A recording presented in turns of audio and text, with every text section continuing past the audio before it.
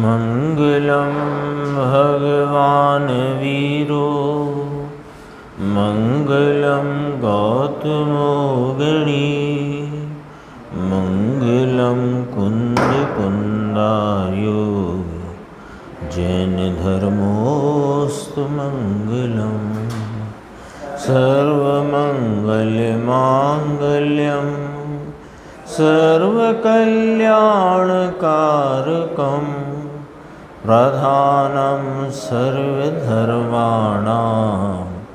जैनं जयतु शासनं। मैं नमो तीर्थनायक को नमो ओंकार वाणी को नमो उन कुंद प्रभु को जिन्होंने ओंकार धारण की। अहो उपकार जिनवर का कुंद का दिव्य वाणी का जिन कुंद ध्वनि दाता उनका हान स्वामी का। चिदानंदिक रूपाए जिनाए परमात्मने परमात्म प्रकाशाय नित्यं सिद्धात्मने नमः। आचार्य योगेंद्र देव कृत परमात्म प्रकाश नाम का ग्रंथ है और इसकी 61 नंबर की गाथा पर पूज्य गुरुदेव श्री का कल भी व्याख्यान चला और आज भी उस पर चर्चा अपन ने सुनी और कल भी उस पर चलेगी। दरअसल में इसका विषय तो ये है कि जो पुण्य परिणाम हैं देव गुरु शास्त्र की भक्ति के, उससे तो बंद होता है, मोक्ष नहीं होता। और ये है किसके परिणाम लिए, किस समकिति के लिए? ज्ञानी धर्मात्मा जिसे अपनी वीतरागता का प्रेम है, उसे ऐसे वीतराग स्वरूप देव और वीतरागता के मार्ग पर चलते गुरु और वीतरागता का प्रयोजन धरते हुए शास्त्र, इसका उसको भक्ति बहुमान आता है तो वह समकिति को ऐसा जो परिणाम है वह बंध का कारण है, कर्म क्षय का नहीं, अर्थात मोक्ष नहीं होता। फिर कहा कि परंपरा से होता है। परंपरा अर्थात अभी उस प्रकार का राग कमजोरी से अपूर्णता में है और क्रम क्रम से उसे टालेगा, नाम टलेगा और पूर्ण वीतरागता होकर मोक्ष की प्राप्ति होगी। इसी चर्चा के चलते हुए कल गुरुदेव श्री की जो व्याख्या आई वो जिन दर्शन के महान सिद्धांत कि एक द्रव्य दूसरे द्रव्य को छूता नहीं, स्पर्श नहीं करता, आलिंगन नहीं करता, चूमता नहीं, अर्थात एक द्रव्य दूसरे द्रव्य का कोई कार्य करता नहीं, इस महासिद्धांत की गूंज कल के प्रवचन में भी रही और आज के प्रवचन में भी अपन ने सुनी है। समयसार परमागम की तीसरी गाथा में आचार्य कुंद कुंद देव ने इस महासिद्धांत की स्पष्ट घोषणा की है और उसकी चर्चा चलती थी। उसमें कल अपनी बात आई थी, उससे थोड़े अपन आगे बढ़ते हैं।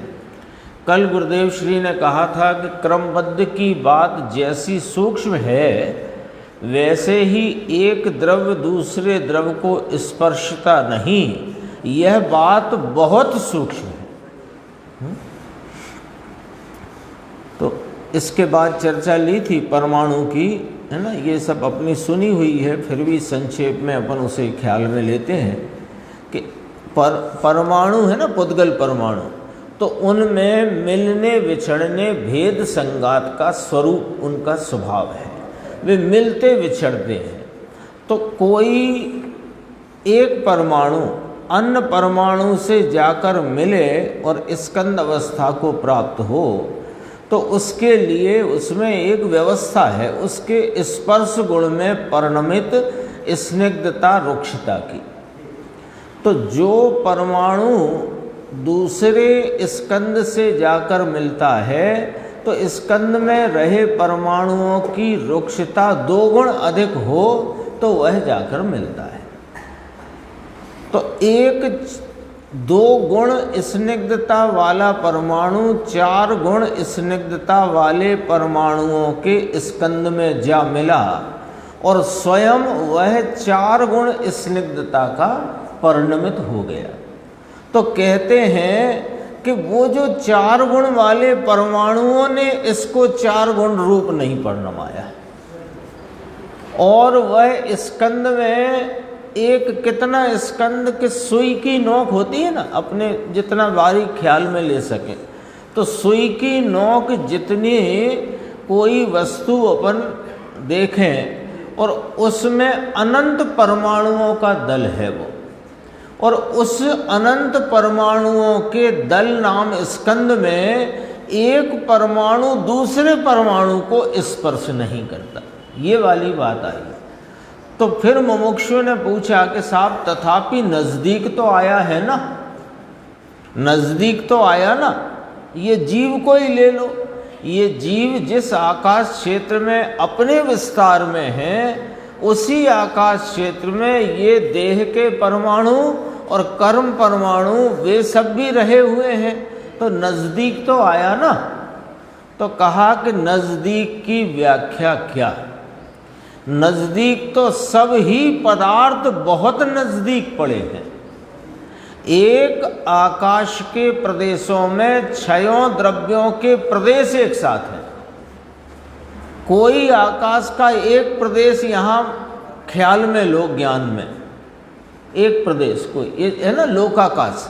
अभी लोकाकाश, ऐसे तो अलोकाकाश तो अनंत विस्तार, पर लोकाकाश को लो जहाँ अन्य 5 द्रव्य रहते हैं। तो लोकाकाश का कोई एक प्रदेश अपने ज्ञान में ख्याल में लो थोड़ा समझने के लिए। उस प्रदेश में ही जीव है, उसी ही प्रदेश में पुद्गल परमाणु हैं, और उन्हीं में काल द्रव्य है उसी प्रदेश पर, और धर्मास्ति अधर्मास्ति और आकाश लोकाकाश स्वयं वह उस पूर्ण में व्याप्त रहा होने से उस प्रदेश में वो भी है। तो एक ही प्रदेश में 6 द्रव्य हैं। तो एक आकाश के प्रदेश में गुरुदेव ने समझाया जीव के प्रदेश हैं, परमाणु हैं, धर्मास्ति है, अधर्मास्ति है, आकाश है, काल है। कोई किसी को स्पर्श नहीं करता। समझ में आती कि नहीं बात? समझने की बात है। इसमें गुरुदेव ने आज जो चर्चा की, कल से जो चली आई है, तो उन्होंने कहा कि ये तीसरी गाथा का जो वस्तु स्वरूप का न्याय है, ये एक न्याय समझ में आए तो कपाट खुल जाए, कपाट खुल जाए। और सम्यक दर्शन जैसा परिणाम जिसमें भविष्य में पूर्ण सुख और पूर्ण लाभ की गारंटी है, वो सम्यक दर्शन का परिणाम स्वयं नाचता हुआ प्रकट हो जाए। एक ये सिद्धांत समझ में आए। देखो, जब एक दूसरे को स्पर्श करते नहीं तो कोई किसी का करता भी नहीं, ये न्याय निकल आया। जैसे प्रत्येक द्रव्य अपने क्रम नियमित परिणामों से उत्पन्न होता हुआ वह वही है, अन्य नहीं। ये जो क्रमबद्धता का सिद्धांत है, ये भी अकर्तापने की सिद्धि करता है। और एक द्रव्य दूसरे द्रव्य को नहीं छूता, यह सिद्धांत भी अकर्तापने की सिद्धि करता है। अकर्तापना यानी ज्ञातापने की सिद्धि करता है। और मैं ज्ञाता हूँ, ये यदि हमारे ख्याल में निर्णय में आ जाए तो दृष्टि में आने में देर न होगी, और अपने को ज्ञाता स्वीकार करना ही एक इस दुखों से परिमुक्त होने का उपाय है। देखो कितनी बात करते हैं, देखना जरा। जब एक द्रव्य दूसरे द्रव्य को स्पर्श नहीं करता तो फिर एक द्रव्य दूसरे द्रव्य के कार्य का करता भी नहीं। ऐसी बात है बापू, तत्व की यथार्थ स्थिति ये है। वीतराग सर्वज्ञ कहते हैं, इस प्रकार से तत्व का स्वरूप इसे जानने में आए तो इसे सम्यक दर्शन हो। लो, मैं गायक हूँ, मैं त्रिकाली हूँ, मैं अनंत ज्ञान सुख आनंद आदि गुणों का भंडार हूँ, अबद्ध स्पष्ट हूँ, बहुत ख्याल में लिया, लेकिन मैं इसका कर दूँ वो मेरा कर दे, ये सिद्धांत समझ में आया नहीं तो सम्यक दर्शन होने वाला नहीं है ना। लोगों को लगता है अब हम समझ तो गए, गायक की बात करो। अरे गायक की बात तो करेंगे, पर गायक जो वस्तु तत्व है, जो अनंत गुणों का अखंड पिंड द्रव्य है, वो द्रव्य अन्य द्रव्य को छूता नहीं, उसके किसी कार्य को करता नहीं, अन्य द्रव्य इसके किसी कार्य को करता नहीं। इस बात को, इस वस्तु स्वरूप के नियम को समझे बिना गायक की रट लगाने से नहीं होने वाला।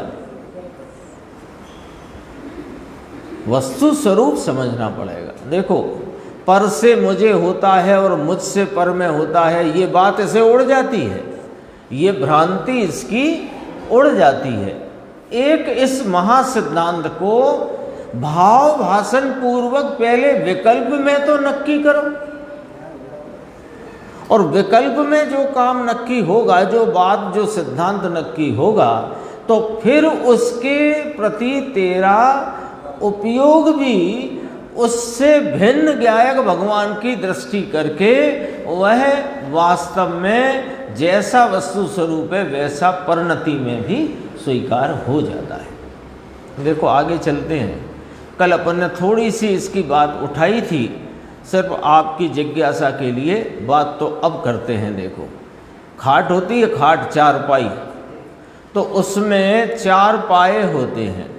एक पाया 3 पायों से थोड़ा बड़ा हो अथवा छोटा हो, तो क्या होगा कि वो जितना समय आप उस 4 पाई खटिया का उपयोग करोगे, वो चटर पटर खटर पटर चालू रहेगी, है ना। ये तो दृष्टांत लिया। तो चारों पाए समरूप समान ऊंचाई वाले, समरूप ना हो और उनमें एक असमरूप हो तो ऐसा ऐसा हो जाता है, सीधा नहीं रहता है। इसी प्रकार वस्तु की स्थिति की जो मर्यादा है उसे बराबर समझना चाहिए। देखो कितनी मर्यादा है। 4 पाए बोले थे ना, अब सुनो। प्रत्येक परिणाम अपने स्वयं काल में होता है, एक। दूसरा, कोई द्रव्य किसी पर द्रव्य को स्पर्श नहीं करता, दूसरा सिद्धांत। तीसरी बात कि निश्चय यानी कि वस्तु का यथार्थ स्वरूप, और व्यवहार यानी किसी वस्तु को किसी में मिलाकर, किसी के कार्य को किसी का बताकर जो कथन करने में, जानने में आए, उसे व्यवहार कहते हैं। 2 बातें हुई ना, निश्चय और व्यवहार। निश्चय माने वस्तु का जैसा यथार्थ स्वरूप है उसे वैसा ही कहना, वह निश्चय। और उसमें कोई अन्य भाव को मिलाकर, अन्य को मिलाकर उसको उस रूप कहना, जानना, समझना, वो व्यवहार है। भेद डालना, अभेद में भेद डालना, एक में दूसरे को मिलाना, जो है नहीं उस पर उपचार करना, ये सब व्यवहार के लक्षण हैं। अब ये जो निश्चय और व्यवहार क्या है ना, अपन ने अभी देखा। एक दृष्टांत रखते हैं कि जैसे गले का हार है ना, अब वो हार है उसे हार रूप भाव से देखना व्यवहार और उसे स्वर्ण रूप देखना निश्चय। सरल सा उदाहरण है, उसमें उसके वस्तु स्वभाव को देखना, पर्याय को गौण कर देना, इसका नाम निश्चय।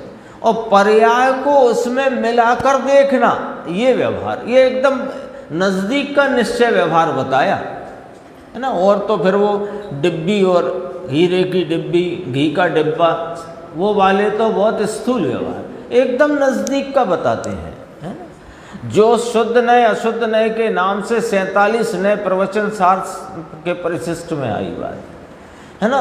एक दिन और आई थी, थोड़ा सा ये पॉइंट पकड़ना, अभी इसकी ज़रूरत पड़ेगी, इसलिए अभी आगे जो चर्चा आएगी अपन को इस वाले दृष्टांत को ख्याल में रखोगे तो जल्दी समझ आएगी बात। देखो ये घड़ा है ना, तो घड़ा घी का है कि नहीं, मिट्टी का है, ऐसा बोलते हैं ना, घी का घड़ा। तो घी का घड़ा तो घी उसमें रखा जाता है, इसलिए उपचार किया, ठीक है। तो कहा वो जो उपचार किया तो वास्तव में क्या है कि वो तो घड़ा है।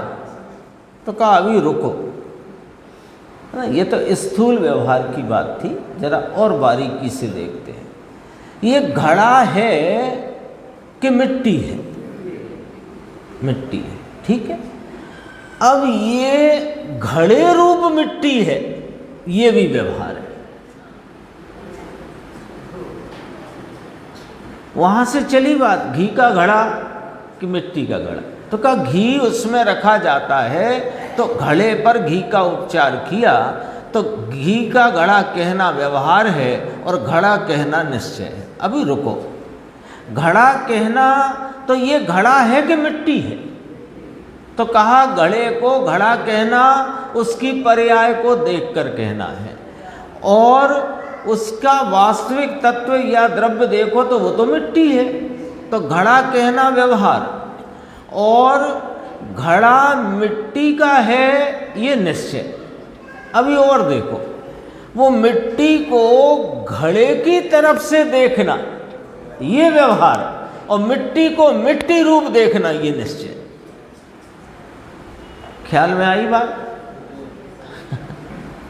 ये घड़े आकार मिट्टी, अथवा घड़े के घड़ा, जो ये घड़ा और घड़े के आकार पर से मिट्टी देखना ये व्यवहार है, और मिट्टी को मिट्टी रूप देखना निश्चय है, ठीक है। इतना अपन ने निश्चय व्यवहार का थोड़ा सा अपन ने उसका स्वरूप क्या है, उसका स्ट्रक्चर क्या है, वो थोड़ा अपन ने समझा। अब देखो यहाँ गुरुदेव क्या कहते हैं कि ये निश्चय और व्यवहार एक समय में साथ में होते हैं, ये वस्तु का स्वरूप है। चार बातें हो गई। प्रत्येक द्रव्य का प्रत्येक परिणाम अपने स्वकाल में होता है। दूसरी बात, कोई भी द्रव्य अन्य द्रव्य को स्पर्श नहीं करता, और प्रत्येक द्रव्य का निश्चय और व्यवहार एक समय में साथ में होता है। बताओ, अब चूड़ी है, चूड़ी, अब हार था, अभी चूड़ी याद आ गई, चलो हार की बात करते हैं। हार है सोने का, तो हार है सोने का, तो उसमें स्वर्णत्व वाला निश्चय और हार का आकार रूप भेद, वो व्यवहार, दोनों एक समय में एक साथ हैं कि नहीं? कि बताओ, हार अलग समय में है और सोना अलग समय में। तो निश्चय, अब ये सिद्धांत खड़ा हो गया, निश्चय और व्यवहार एक समय में साथ में होते हैं। तो फिर ये क्या हुआ कि बस यहीं से तुम्हें निश्चय का विषय कैसे प्राप्त करना वो कला मालूम पड़ जाएगी, इस सिद्धांत पर से कि निश्चय और व्यवहार, प्रत्येक वस्तु का निश्चय और व्यवहार, यानी उसकी अभेद रूपता और उसका जो भेद रूप भाव, वो दोनों एक साथ होते हैं। और थोड़ी सी बात को और गहराई तक अपन यदि विचार करें तो द्रव्य सो निश्चय, पर्याय सो व्यवहार।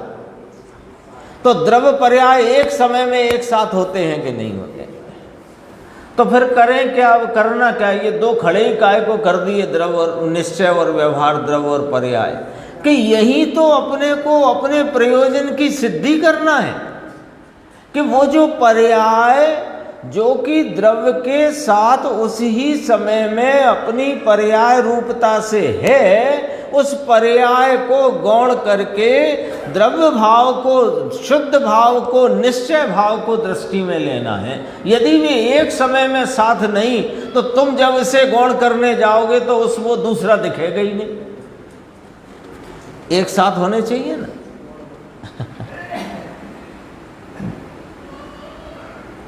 स्वकाल में होता है पर कोई स्पर्शता नहीं, और निश्चय व्यवहार एक समय में साथ में होते हैं। ये वो कोई बातें हैं वीतराग प्रभु के वीतराग स्वरूप को वर्णन करती हुई वस्तु के स्वरूप की। अब देखो, निमित्त और उपादान, अब थोड़ी बात आगे दी। निमित्त और उपादान एक साथ होने पर भी काल अपेक्षा है, ध्यान रखना। क्षेत्र अपेक्षा, वस्तु अपेक्षा एक ही नहीं होते निमित्त उपादान। वस्तु भिन्न, क्षेत्र भिन्न, उनके स्वकाल भिन्न, तथापि काल एक।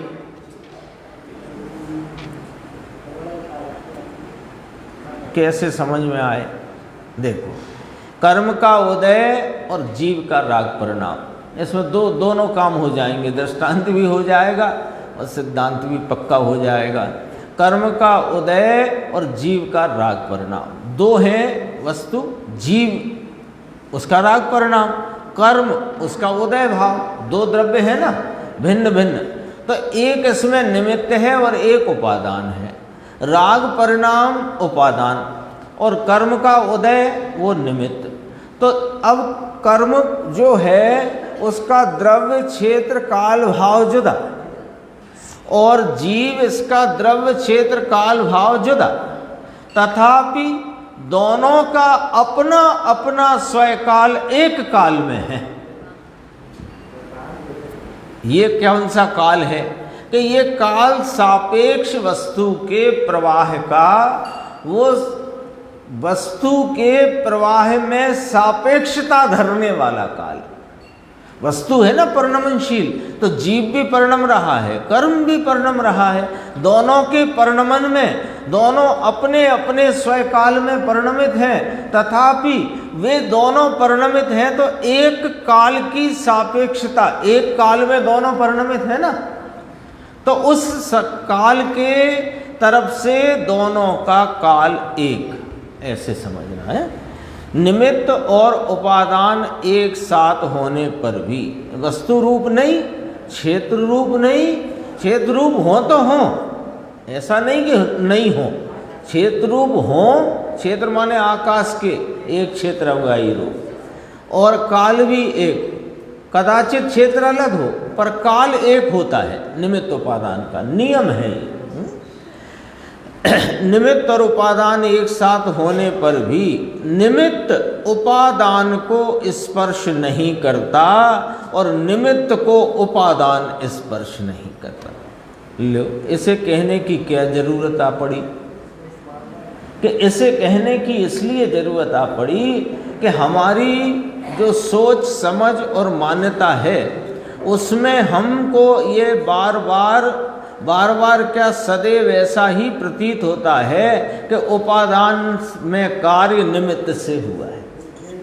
तो जब ये बात समझ लेंगे हम कि निमित्त को उपादान स्पर्श नहीं करता, उपादान को निमित्त स्पर्श नहीं करता, तो फिर निमित्त उपादान का कैसे करें? क्यों ऊपर पड़ा था, जब एक द्रव्य दूसरे द्रव्य को स्पर्श करता ही नहीं तो वह उसका कार्य को कैसे करे? अभी अपन ने पढ़ा था ना थोड़ी देर पहले, यहाँ पर नजदीक की व्याख्या में देखो, निमित्त को उपादान स्पर्शता नहीं और उपादान में कार्य स्वयं के कारण से होता है। ये बड़ा झगड़ा चलता है इसमें। अभी आई थी 2-3 दिन पहले बात, साहब उपादान में तो बहुत प्रकार की योग्यताएं हैं, जैसा निमित्त मिल जाता है वैसा वह परिणम जाता है। रुको, तुम वस्तु का जो धर्म है अर्थात कि उसका वैसा स्वभाव है, जीव का राग रूप होना, वीतराग रूप होना, जानने देखने रूप होना, सुख रूप होना, दुख रूप होना, ये जीव का स्वभाव है, टेबल का नहीं है। तो तुम उसे योग्यता मत कहो। योग्यता तो एक समय के परिणाम की, जिस समय में जो परिणाम होना है उसे योग्यता कहते हैं। वो परिणाम तब ही होता है, ये योग्यता होती है। तो ये निमित्त उपादान का बड़ा झगड़ा चलता है। तो गुरुदेव ने 5 बिंदु गिनाए, उपादान, निमित्त, क्रमबद्ध, निश्चय और व्यवहार। ये 5 बिंदुओं पर सोनगढ़ के सामने विवाद है, क्योंकि इस बात को कोई इसकी वास्तविकता को समझ नहीं रहा, अथवा अपने किसी अन्य प्रकार के प्रयोजनों की पूर्ति के लिए इन सिद्धांतों को समझना नहीं चाहते, समझाना नहीं चाहते। तो ये 5 बिंदुओं पर जो मामला गड़बड़ है, तो गुरुदेव कहते हैं कि ये जो विवाद कहलाता है ना, ये तीसरी गाथा के मर्म को यदि जो एक बार समझ ले तो ये विवाद 1 सेकंड में उड़ जाता है। एक गाथा में समझना जरा, ये अभी अपन ने ये पैराग्राफ पढ़ा ना, 4 पाए समरूप ना हो, तो 4 में बात करी स्वयकाल में होता है, तो लोक क्रमबद्ध आ गया है ना। पर को स्पर्श करता नहीं तो निमित्त उपादान को स्पर्श करता नहीं, तो उपादान का कार्य निमित्त, उपादान में जो कार्य हो वो निमित्त से कैसे हो, ये सिद्ध हो गया। निश्चय व्यवहार दोनों वस्तु में एक ही साथ एक समय में पाए जाते हैं, तो पहले व्यवहार से निश्चय होगा और निश्चय का व्यवहार होगा, ये कोई बात की जरूरत ही नहीं पड़ी। जब वस्तु में एक ही साथ है ना, जैसे आप अभी अपने हार की याद की थी, गले में हार है, तो हार है उस समय स्वर्ण का काल अलग और हार का काल अलग है क्या? एक ही है कि नहीं? जिस समय हार है उसी समय स्वर्ण है कि नहीं? तो स्वर्ण वो वस्तु का निश्चय है, हार है वो भेद होने से व्यवहार है, तो दोनों एक साथ हैं कि नहीं? तो इससे वो होगा, ये बात तुम कहां से लाए? ये बात कहां से लाए? तो निश्चय व्यवहार दोनों वस्तु में एक समय में एक साथ होते हैं, इसमें बोलो अब कौन सा विवाद शेष रह गया? व्यवहार से निश्चय होता है, बात उड़ गई। निमित्त से उपादान में कार्य होता है, बात उड़ गई।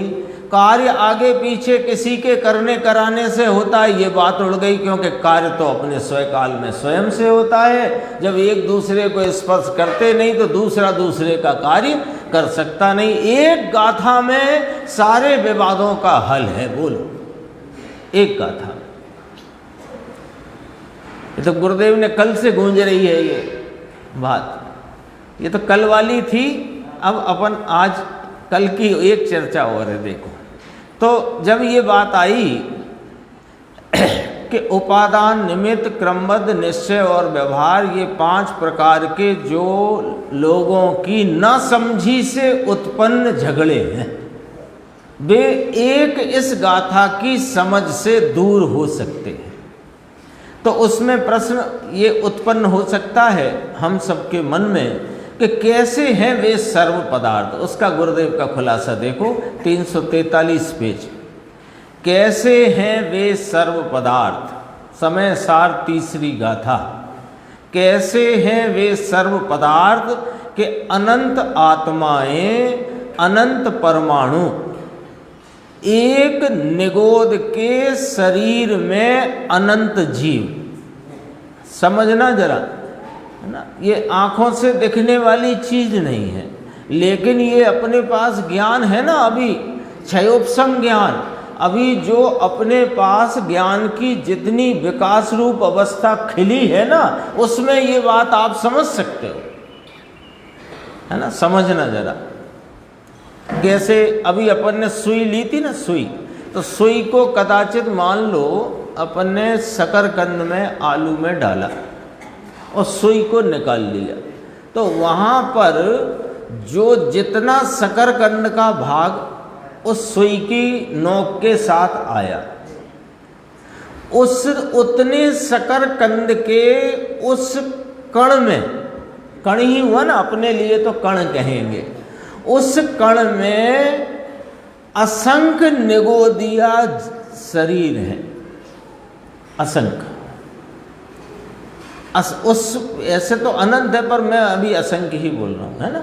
इतने से राई बराबर में कितने राई बराबर पुद्गल स्कंद हो ना, ऐसा वनस्पति आदि जो उसके अनंतवें भाग में, मैं तो थोड़ा सा इतना समझने को लेना, तो समझो उतने कण में असंख्य शरीर निगोद के, और एक एक शरीर के आश्रित अनंत जीव। कितने अनंत कि अब तक जितने सिद्ध हुए उससे अनंत गुने अनंत। थोड़ी बुद्धि चलानी पड़ेगी, नींद आए तो उड़ानी पड़ेगी, है। इसमें थोड़ा एक सिद्धांत कहना है। कोई कहेगा ये तो हमारी सुनी सुनाई बात है, सब पता है। हाँ, तो हमें भी पता, आपको भी पता है, पर अब उसमें से क्या कहना है वो तो सुन लो। सबको पता है कितने अनंत और कैसे अनंत, लेकिन उसमें क्या कहना वो तो सुनो। पहले ही सो जाओ, उससे क्या फायदा। देखो, अनंत आत्माएं, अनंत परमाणु, एक निगोद के शरीर में अनंत जीव। कितने अनंत वो बता दिया। एक जीव दूसरे जीव को स्पर्श नहीं करता। विचार में लो भाई, विचार में लो। अभी तो और बात कहेंगे।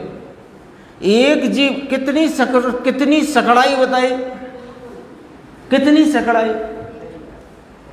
जरा सा वो, उसमें ही असंख्य शरीर, एक एक शरीर में अनंत जीव, और एक जीव दूसरे जीव को स्पर्श नहीं करता। और सुनो, एक अंगुल के असंख्य भाग में अनंत जीव, और एक एक जीव को दो दो शरीर। वे अनंत जीव गिने ना। अब अनंत जीव में से कोई एक जीव ले लो चित्त में, और सबके दो शरीर, तेजस और कारमाण।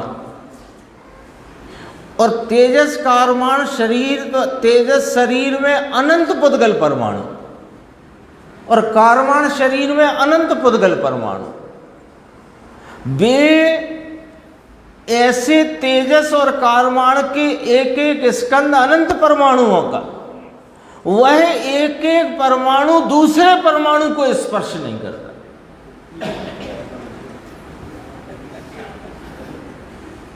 बोलो साहब, समझ में आती है अंकुर बात, निर्देश हैं? स्थान तुम्हारे इंद्रिय ज्ञान में जानने में आए इतना तो नहीं है, लेकिन कितने हैं।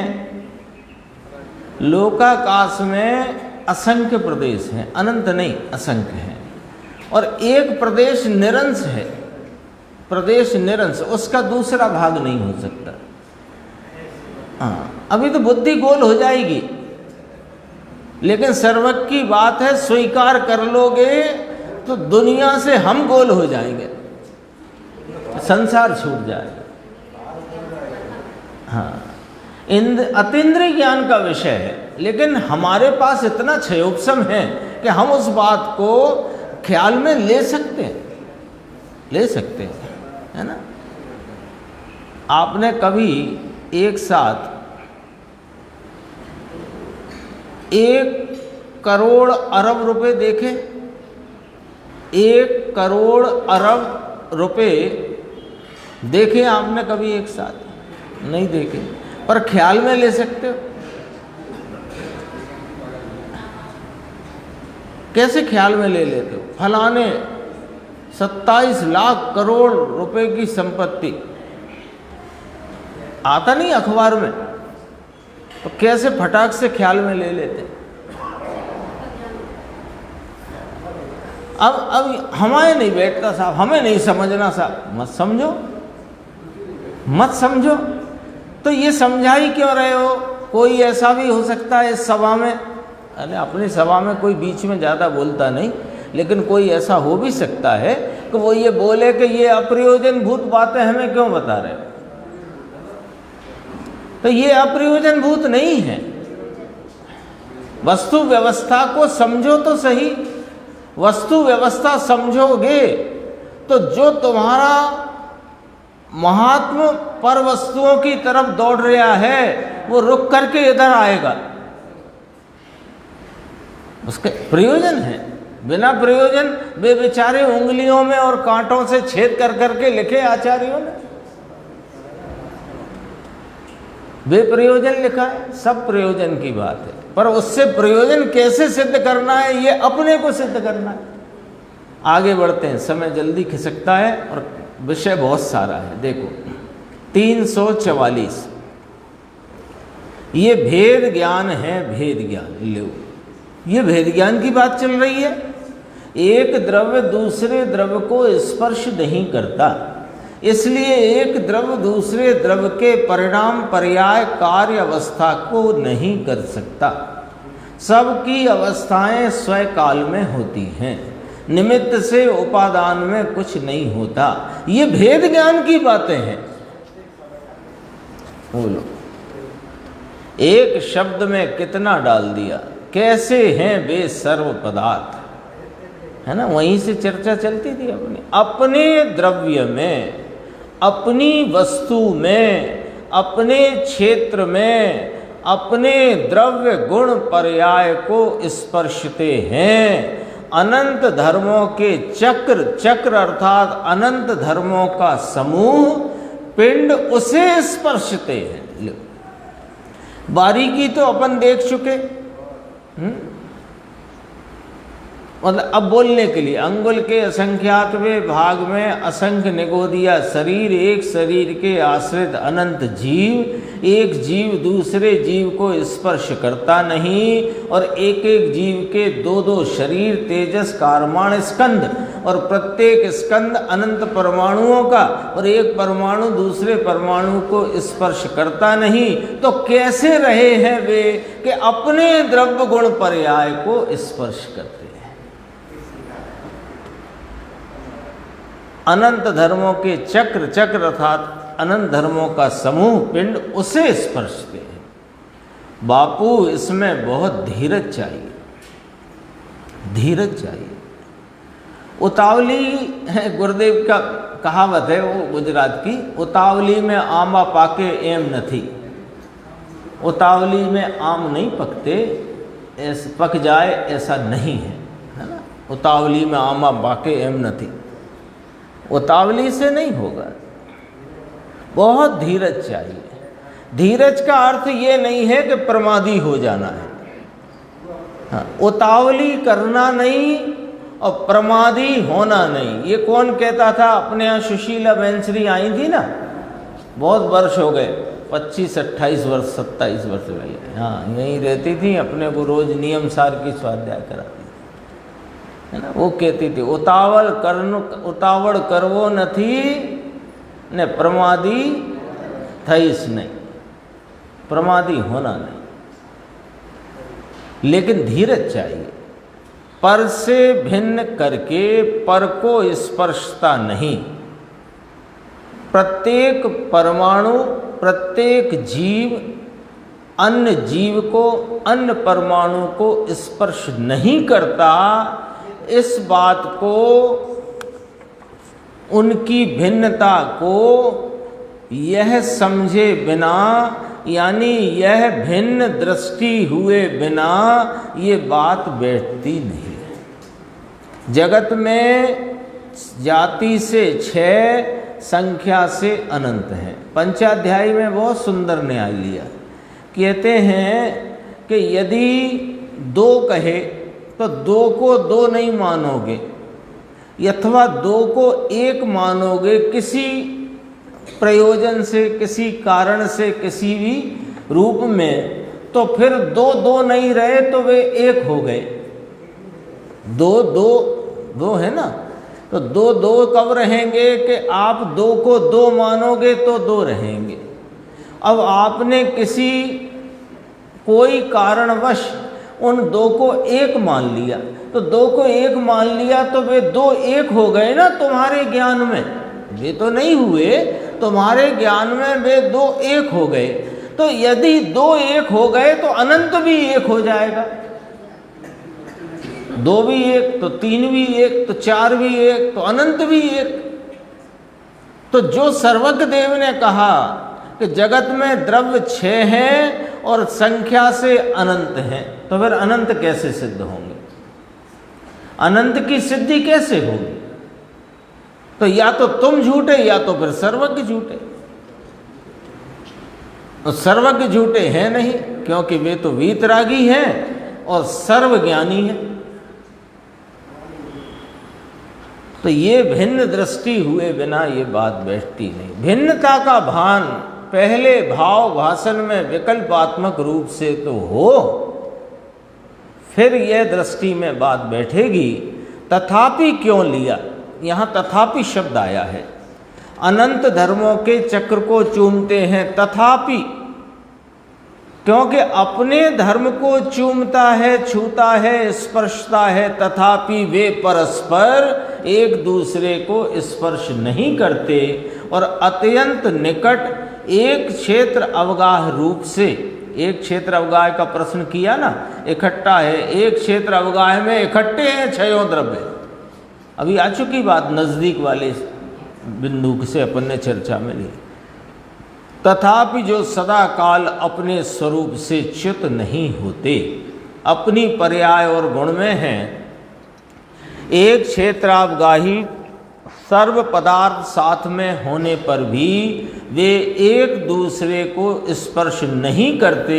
इसलिए लो मुद्दे की बात एकदम सुनो, एक क्षेत्र अवगाही आकाश के एक ही समान क्षेत्र में सभी द्रव्य अपने अपने द्रव्य गुण पर्याय को स्पर्शते, चूमते, आलिंगित करते हुए रहते हैं, तथापि वे एक दूसरे को स्पर्श नहीं करते, इसलिए अपने स्वरूप से च्युत नहीं होते। ये महासिद्धांत आ गया। अपने स्वरूप से च्युत नहीं होते। क्यों नहीं होते? क्योंकि वे दूसरे को स्पर्श करते ही नहीं। यदि दूसरे को स्पर्श करे तो उस रूप हो जाए और अपना रूप खो बैठे। तो अपना रूप खोता ही नहीं, स्वरूप से च्युत होते ही नहीं, क्योंकि वे एक दूसरे को स्पर्श नहीं करते। लो, इसमें अगुरु लघुत्व गुण खड़ा हो गया। अगुरु लघुत्व गुण के कारण एक द्रव्य दूसरे द्रव्य रूप नहीं होता, एक गुण दूसरे गुण रूप नहीं होता, अनंत गुण बिखर कर अलग अलग नहीं हो जाते। यहाँ अपना पहला पॉइंट लेना, एक द्रव्य दूसरे द्रव्य रूप नहीं होता, अपने स्वरूप से च्युत नहीं। सभी सामान्य गुण खड़े हो जाएंगे एक सिद्धांत पर से। देखो अभी थोड़ी बात अपन यहाँ एक थोड़ी सी बारीक आएगी बात, इसको लेते हैं। जितनी होगी उतनी करेंगे, नहीं तो कल करेंगे, जल्दी नहीं करेंगे ना। देखना 345 पेज। पदार्थ की स्थिति की मर्यादा में जो पदार्थ है वह दूसरे पदार्थ की भूमिका में जाता ही नहीं। अभी पढ़ा अपन ने, यहाँ से मिलाओ। एक क्षेत्र अवगाही सब पदार्थ साथ में होने पर भी एक दूसरे को स्पर्श नहीं करते, छूते नहीं, उनके कार्य को नहीं करते, इसलिए अपने स्वरूप से च्युत नहीं होते, अपने स्वरूप में प्रतिष्ठित रहते हैं। वो आती है ना अगुरु लघुत्व शक्ति, उसमें स्वरूप प्रतिष्ठा, स्वरूप प्रतिष्ठा की कारणभूत स्वरूप प्रतिष्ठा है। अपने स्वरूप से च्युत नहीं होते, अपने स्वरूप में ही प्रतिष्ठित रहते हैं। ऐसी सब द्रव्यों की मर्यादा स्थिति ऐसी है। इसे देखो, पदार्थ की स्थिति की मर्यादा में जो पदार्थ हैं वह दूसरे पदार्थ की भूमिका में जाता ही नहीं, उसकी मर्यादा ऐसी है। अरे यह बात मानने जाए तो वहां राग से भिन्न पड़ जाता है। ये कौन सी आपने तरकीब बता दी? दो द्रव्यों की भिन्नता को मानने जाए तो राग से भिन्न पड़ जाता है। ये क्या तरकीब है कि देखो, दरअसल में दूसरे द्रव्य के प्रति तुम जो लक्ष्य करते हो, यदि उसे भिन्न जानोगे, भिन्न मानोगे, तो राग उत्पन्न ही नहीं होगा। राग उत्पन्न नहीं होगा तो राग से भिन्न पड़ गए। ये गुरुदेव श्री ने सच कहते हैं ऐसा प्रसाद बांटा है, भर भर के बांटा। जो ग्रंथ हो, जो सूत्र गाथा टीका, जहां से आप उनको पढ़ना शुरू करो गुरुदेव की व्याख्या को, माल ही माल निकलता है, माल ही माल निकलता है। देखो लिखा कि नहीं लिखा, राग से भिन्न पड़ जाता है। अब और थोड़ी सी बारीक बात यहाँ गुरुदेव श्री प्रस्तुत करते हैं। वास्तव में तो राग भी चैतन्य को स्पर्शा नहीं। विषय क्या चल रहा था? एक द्रव्य दूसरे द्रव्य को कभी स्पर्श नहीं करता, चूमता नहीं, आलिंगन नहीं करता, अपने द्रव्य गुण पर्याय में रहते हैं। अरे वास्तव में तो राग भी चैतन्य को स्पर्श नहीं करता। पर द्रव्य तो स्पर्श किया ही नहीं, करता नहीं, परंतु राग का भाव वह शुद्ध स्वभाव को कभी स्पर्शा ही नहीं है।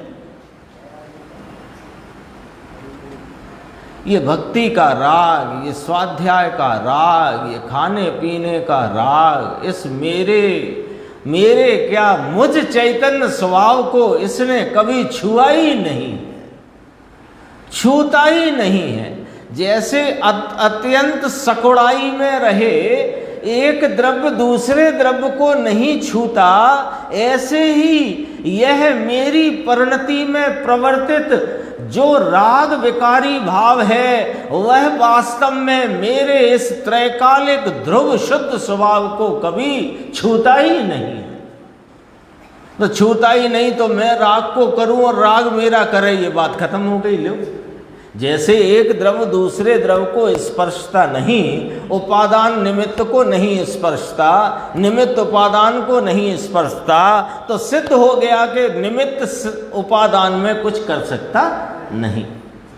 ऐसे ही जब ये राग मेरे इस शुद्ध त्रिकाली स्वभाव को छूता ही नहीं, तो राग मेरे स्वभाव के कार्य को करे अथवा मेरा स्वभाव राग को करे, ये बात खत्म हो जाती है।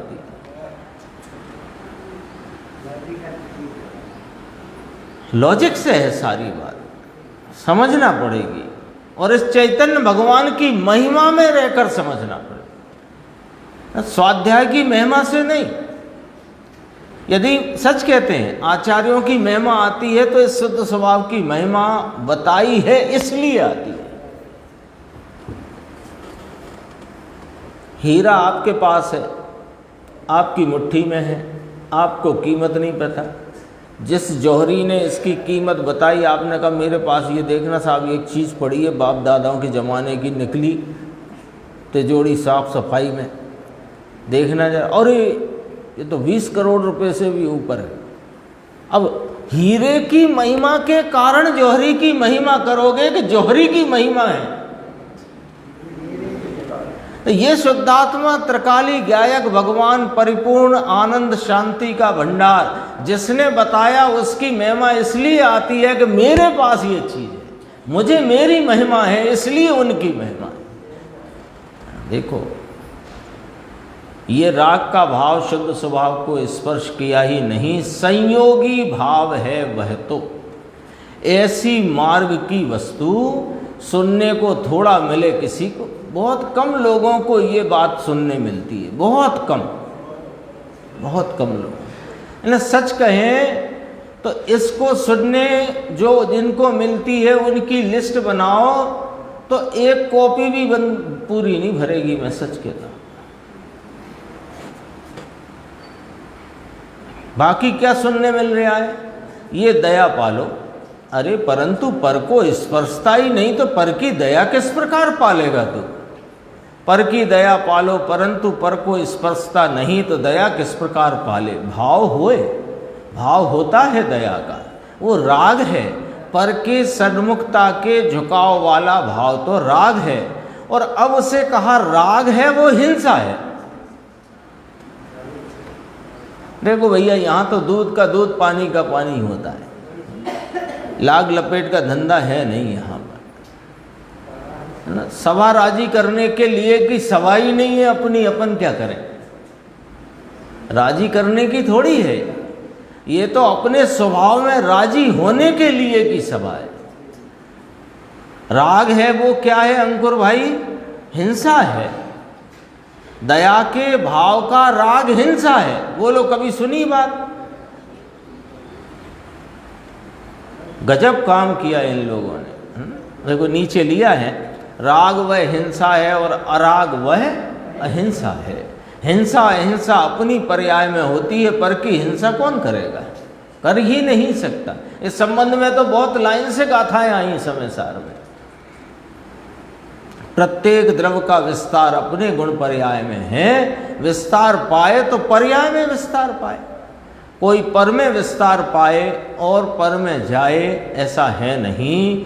ये सब वस्तु की स्थिति की खबर नहीं है, इससे सब झगड़े उठाता है। देखो अपन ने यहाँ क्या पढ़ा कि वास्तव में राग भी चैतन्य को स्पर्शता नहीं, एक द्रव्य पर द्रव्य को स्पर्शता नहीं, ये तो ठीक है, परंतु राग का भाव वह शुद्ध स्वभाव को स्पर्श नहीं करता। इसी बात को अपन 347 पेज पे देखेंगे, 346 की बात बाद में करेंगे, पहले ये देखते हैं 347 पे।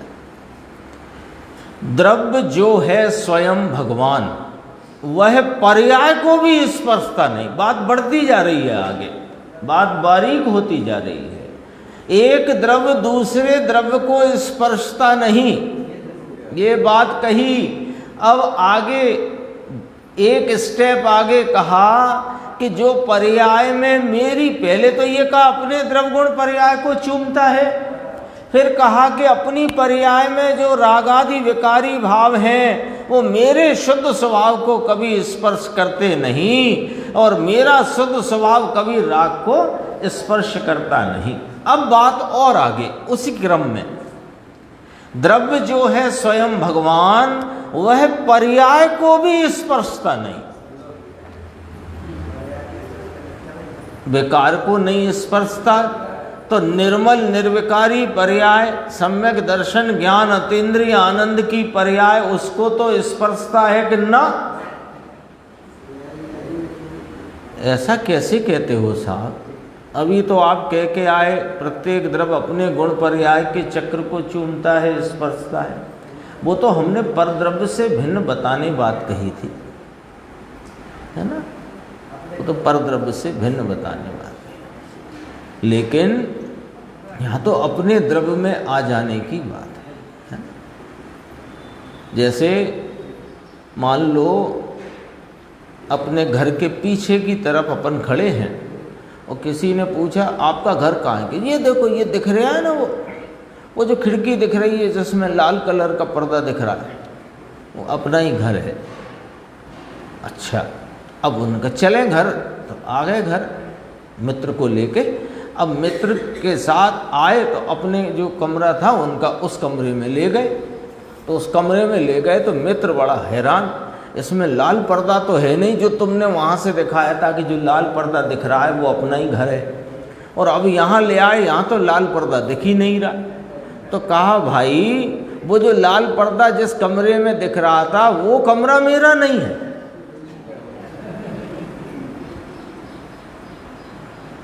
तो फिर तुमने क्यों कहा था? अरे वो इसी घर का तो है लेकिन मेरा नहीं, वहां आप और हम एक साथ नहीं बैठ सकते उस कमरे में, ऐसा है वो कमरा। आई बात ख्याल में? तो अभी तो पर्याय को चूमता था कि हाँ वो हमने अन्य द्रव्य से भिन्न बताने अपने को द्रव्य गुण पर्याय अपने चक्र को चूमता है, ये कहा था। लेकिन जब तुम पर्याय में रागादि देख रहे हो तो हमने कहा ये रागादि को ये शुद्ध स्वभाव छूता ही नहीं। अच्छा, रागादि को नहीं छूता तो अपने निर्मल अतीन्द्रिय आनंद के परिणाम को तो छूता होगा कि नहीं? उसको भी नहीं छूता, क्योंकि निर्मल परिणाम के भाव को जो तुम लक्ष्य करोगे तो निर्मल होगा ही नहीं। तो हमें वो भी नहीं है उसमें। किस में? द्रव्य में। जो कौन सा? दृष्टि का विषय। देखो ये सब बातें भले लग जाती हों आपको कभी कभी ऐसी कि बारीक है, पर बारीक है नहीं, सरल है। सरल है। सरल कैसे है कि जिस डायरेक्शन में चलती है उसमें चलो तो समझ में आएगी बात। यहाँ चलती कुछ और, विचार कहीं और चलता होगा तो हर रोज ही कठिन रहेगी, वो तो हर बात कठिन पड़ेगी। देखो पर्याय है वो द्रव्य को स्पर्शती नहीं। अरे अपनी निर्मल पर्याय द्रव्य को स्पर्श नहीं करती।